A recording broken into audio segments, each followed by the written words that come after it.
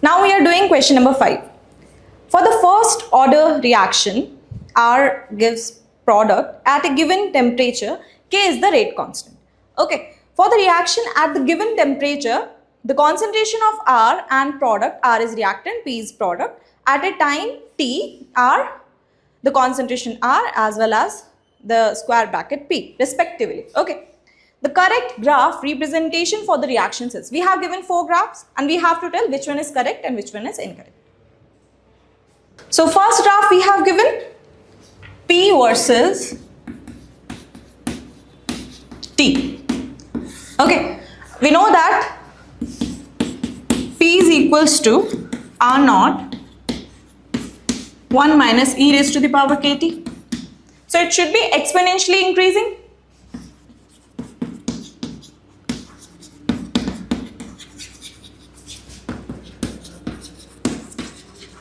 But in the given graph, it is normally increasing, not exponentially increasing. So first is incorrect. It is normally increasing like this.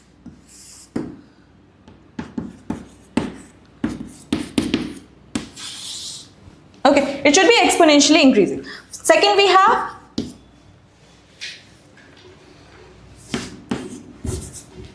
second question we have dr dt versus concentration R graph. So we know that it is directly proportional to each other. So it should be increasing linearly. It is directly proportional. Rate is equals to rate constant of R. So it should be linear. So it is correct graph. That is dr by dt. And it is R. So it should be linear. So that is correct option. Now moving on to the third option. Okay. Del P by del T versus time graph.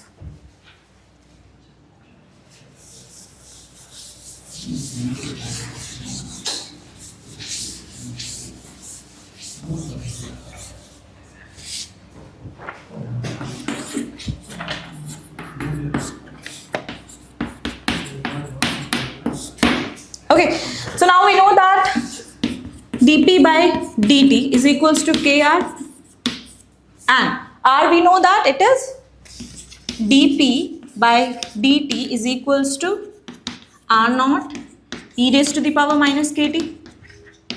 So it should be exponentially decreases.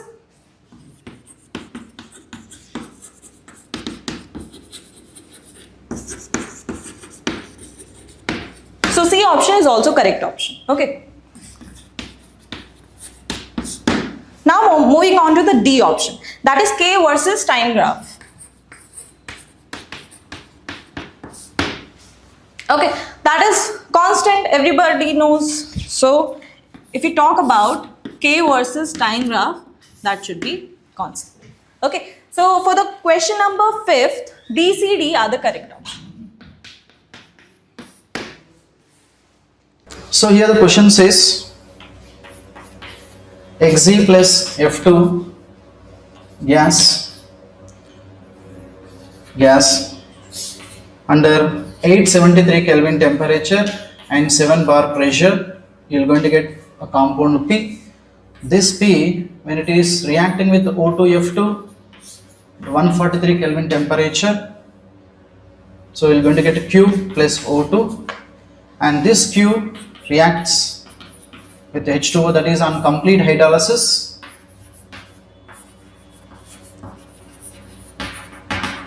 Gives R plus HF. So in this here they mentioned it is 1:5 ratio. As you know, when you are taking xenon and fluorine in 1:5 ratio, the P you are going to get will be Xg F4 you are going to get. XeF4. Therefore, the solution, if you can take Xe when treating with F2 in the balancing with 2, the ratio is 1:5 ratio. Under this condition, that is 873 Kelvin temperature and 7 bar pressure, you are going to get XeF4 solid you are going to get. So this will be P, and this P, that is XeF4 solid, when it is reacting with O2F2 at 143 Kelvin temperature, you are going to get XeF6 plus O2. We given already O2 here, so the remaining should be XeF6. This XeF6 which is on complete hydrolysis will give you XeO3. XeO3 will be formed. So if you take about balancing of the equation, H2O XeO3 plus HF. So here 3 hydrolysis and 6 HF will be formed here. So the question says the options P has 2 lone pairs. So the compound P is actually XeF4. You know, XeF4, say it has 8 valence electrons. So it has 4 bonds with fluorines, 1, 2, 3, 4, and 2 lone pairs. So if you can go with the hybridization sp,p,p and dd, it is sp3d2 hybridization. sp3d2 hybridization with 2 lone pairs. As it has 2 lone pairs and all here, it will be square planar. It will be square planar. So square planar. So option A saying that P has 2 lone pairs, that is correct. So option A is correct. And in option B, Q has perfect octahedral dimension, but Q, say this is P, this is Q, this is R. So Q is nothing but you can say XeF6. XeF6 is nothing but, so xenon hexafluoride. In xenon hexafluoride, if you can take about same way XeF6, so 1, 2, 3, 4, 5, 6, 7, 8. So 1, 2, 3, 4, 5, 6. It has 1 lone pair. So here S, P, P, P, D, D, D. That means it is sp3 d3 with 1 lone pair.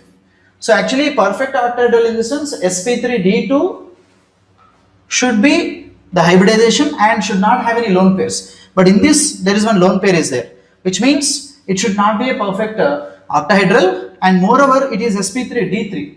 So it is distorted octahedral. It should be distorted octahedral. Distorted octahedral, sp3d3 hybridization, 1 lone pair. Therefore, so A is correct but B is wrong.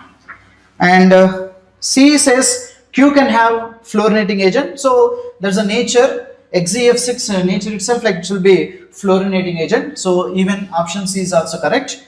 And option D saying that the molecular structure of R is trigonal pyramidal. See, actually R in the sense it should be XeO3.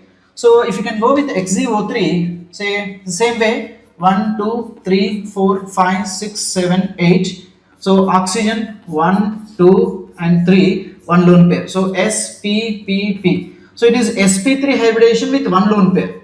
So sp3 with 1 lone pair, definitely it should be pyramidal shape. So option D is also correct here. Therefore option B is wrong and option A, C, D are correct. So A, C, D are correct, B is wrong. Option A tells that ionization energy of carbon, second ionization energy of carbon is less than second ionization energy of boron. Is telling that IE2 of carbon is less than IE2 of boron. Let us verify this option. Okay, boron, if I write electronic configuration, only valency cell I am writing, which is 2s2 and 2p1. Carbon, if I write valency cell configuration, it is 2s2 and 2p2. Now second ionization energy means what? Already both of them lost 1 electron. If I lose 1 electron from boron, it is 2s2 and 2p0. And if carbon also lost one electron, then it is 2s2 and 2p1. Now, after losing one electron, now ionization 2 will be for second electron removal. Okay. Now, if you remove second electron, to make B plus 2 and C plus 2, you can check the electronic configuration. Boron has a fully filled 2s, but carbon has neither fully filled nor half filled. Neither fully nor half filled. Okay, nor half filled, 2p, right? So as carbon has a less stable electronic configuration compared to boron, that's why carbon electron removal is more easy. More easy meaning is it will have less ionization energy compared to boron. Okay, so that is a right option there.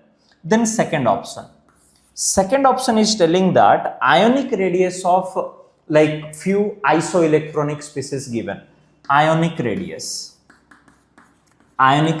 of Al plus 3, Mg plus 2 and Na plus. This is given as increasing order. So is it correct or not? All are like 10 electron. This is magnesium atomic number 12, aluminum atomic number 13 and plus 2 and plus 3 charge. So all are like 10 electron, sodium atomic number 11 and plus 1 charge, 10 electron. So as all are 10 electron, we know that in isoelectronic species,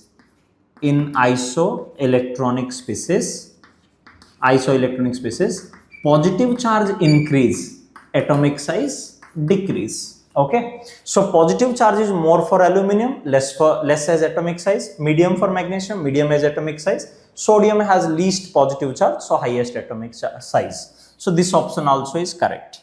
Now third option is given that density of sodium is less than density of potassium. Density of sodium is less than density of potassium under identical condition in solid state. Okay, this is one exceptional case. This is wrong. The right answer is actual answer is density of sodium is greater than density of potassium. This is correct. So given option is then wrong. Okay, actually density of sodium is 0.97 gram per centimeter cube and potassium is 0.86 gram per centimeter cube. Okay, so this option is wrong option. Okay, now and fourth option is telling that hydrogen bond is weaker than fluorine bond. Hydrogen bond weaker than fluorine bond, he is telling. This statement also is wrong statement. Ulta is correct, reverse is correct. Okay, actually correct statement is hydrogen is stronger than fluorine. Okay, why? Because fluorine has a inter-electron repulsion. That is why hydrogen is stronger than fluorine. In fact, which is proved from the bond energy data also. So bond energy of hydrogen, if you consider, it is 436 kilojoule per mole, whereas fluorine is only 155 kilojoule per mole. So higher the bond energy, more stable is the bond. Okay, but is given is reverse, ki hydrogen is weaker given, which is not correct. So answer is only A and B option, not C and D.